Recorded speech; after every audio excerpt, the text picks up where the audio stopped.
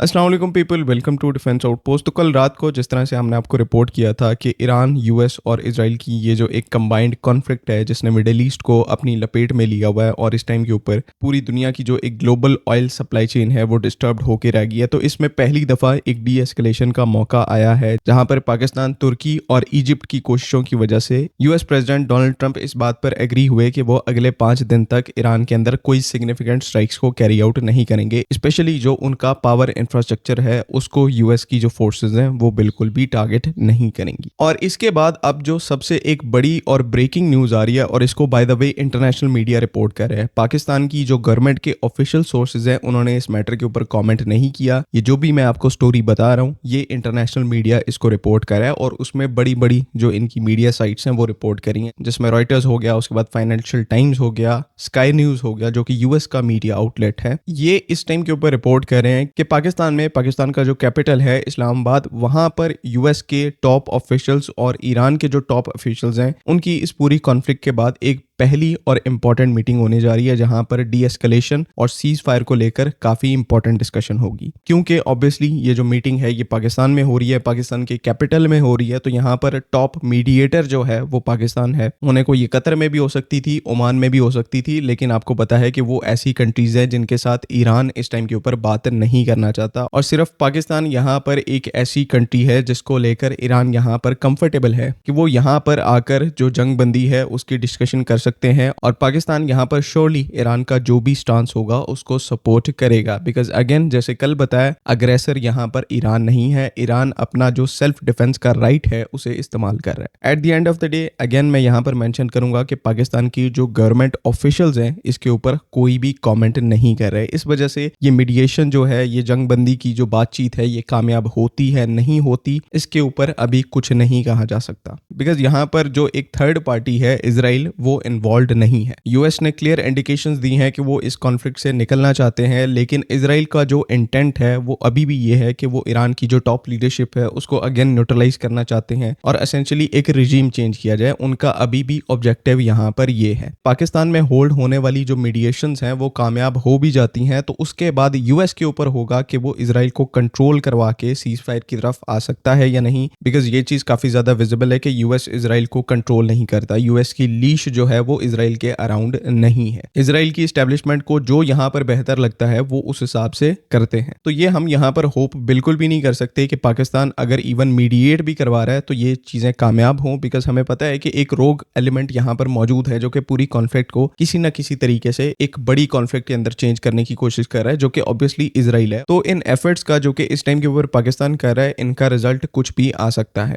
Expectations यहाँ पर बिल्कुल भी नहीं रखनी, लेकिन द फैक्ट इज कि पाकिस्तान इटसेल्फ ईरान और यूएस को एक पेज पर लाने में कामयाब हुआ। 5 दिन के लिए एयर स्ट्राइक्स जो है वो बंद हो गई। यहाँ पर दूसरी कंट्रीज भी इन्वॉल्व थी, तुर्की और इजिप्ट। ये अपने आप में एक बहुत बड़ा फीट है। पूरा इंटरनेशनल मीडिया इस टाइम के ऊपर इस्लामाबाद के बारे में डिस्कशन कर रहा है, पाकिस्तान के ऊपर डिस्कशन कर रहा है, और ये चीज एक सर्टेन कंट्री को बहुत ज्यादा तंग कर रही है। मैं आपको यहाँ पर कुछ क्लिप्स दिखाता हूँ, उनको देखें फिर बात करते हैं। वो लोग अब क्या कर रहे हैं क्या नहीं कर रहे हैं, मुझे तो आज जो हैरानी आ रही है वो हैरान कुल बात यह है अंजना जी, और आपको भी हैरानी होगी कि कितना बड़ा वर्ल्ड ऑर्डर में भारत की पोजीशन क्या हो गई और पाकिस्तान की पोजीशन क्या हो गई। आप इस चीज को देखिए, कहां शांति के लिए हर शख्स भारत की तरफ देखता था, हिंदुस्तान की तरफ देखता था।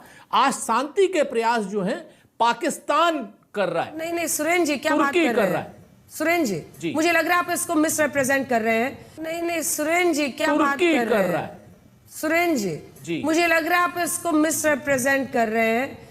According to reports, countries like Egypt, Turkey and even Pakistan are helping diffuse the tension between America and Iran.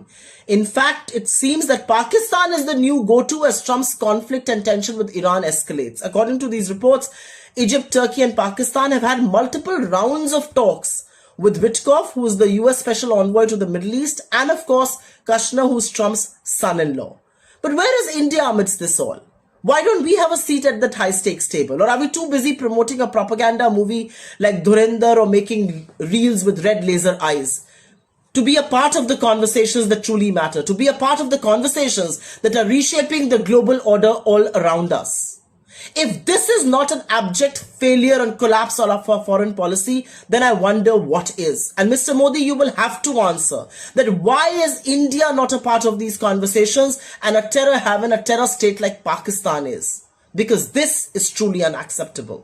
तो विश्व गुरु से पिस्व गुरु का सफ़र ये आपके सामने है और इन्हीं के लोग इन्हीं को आज जो है वो बातें कर रहे हैं कि आप तो कहते थे कि हम पाकिस्तान को डिप्लोमेटिकली आइसोलेट कर देंगे, 2019 से आपकी रेंट है। ये इस टाइम के ऊपर यहाँ पर क्या हो रहा है, जबकि पूरी दुनिया में जो सेंटर स्टेज है वो इस्लामाबाद बन रहा है। इवन सो एंड सो बात यहाँ तक पहुँच चुकी है कि इन्हीं का मीडिया रिपोर्ट कर रहा है कि यूएस के जो वाइस प्रेसिडेंट हैं JD वैंस, वो पाकिस्तान आकर इन निगोशिएशंस को लीड कर सकते हैं। तो यूएस का वाइस प्रेसिडेंट जो है वो पाकिस्तान आ रहा है इन निगोशिएशंस को लीड करने, जो कि हमारे कहने पर आ रहा है। यूएस की साइड भी पाकिस्तान के कहने पर आ रही है और ईरान से जो डेलीगेशन आ रहा है वो भी पाकिस्तान के कहने पर आ रहा है। गल्फ कंट्रीज इस टाइम के ऊपर पूरे तरीके से पाकिस्तान को आप कह सकते हैं कि मिन्नत समाजत कर रही हैं कि वो इस सीज फायर को करवा दे, ताकि ये जो शॉर्टेज है ऑयल सप्लाई की वो बंद हो जाए, गल्फ कंट्रीज के ऊपर जो अटैक्स हैं वो बंद हो सके। दूसरी तरफ आपके विश्व गुरु या फिर पिस्व गुरु आ जाते हैं, जो कि इस पूरी कॉन्फ्लिक्ट में, इस पूरी सिचुएशन के अंदर इरेलेवेंट होकर बैठे हुए हैं। उनसे किसी ने एडवाइस तो क्या लेनी, डिप्लोमेटिकली कोई इंगेज नहीं होना चाह रहा। तो बेटा मेरी तुम लोगों को एक ही एडवाइस है, तुम लोगों को बॉलीवुड सही चलाना आता है, तुम लोग बॉलीवुड ही सही चलाओ। एक्चुअल में या फिर रियल लाइफ में आने की कोशिश मत ही करो तो बेहतर है। और मैं तो इवन ये एडवाइस करूंगा कि एहतियातन एक आधा और LPG का सिलेंडर जहां कहीं से भी मिलता है, लाइन में खड़े होकर मिलता है, कम से कम एक ले लो, बिकॉज कोई पता नहीं है कि यहाँ पर मीडिएशन एफर्ट सक्सेसफुल हो या ना हो। कम से कम तुम लोगों के पास 2 वक्त की रोटी पकाने के लिए LPG सिलेंडर होना जरूरी है, बिकॉज अभी से एहतियात करोगे तो कल को सर्वाइव कर पाओगे। बाकी आई होप कि फिर तमाम चीजें सारी क्लियर हैं। अगली वीडियो तक के लिए अल्लाह हाफिज।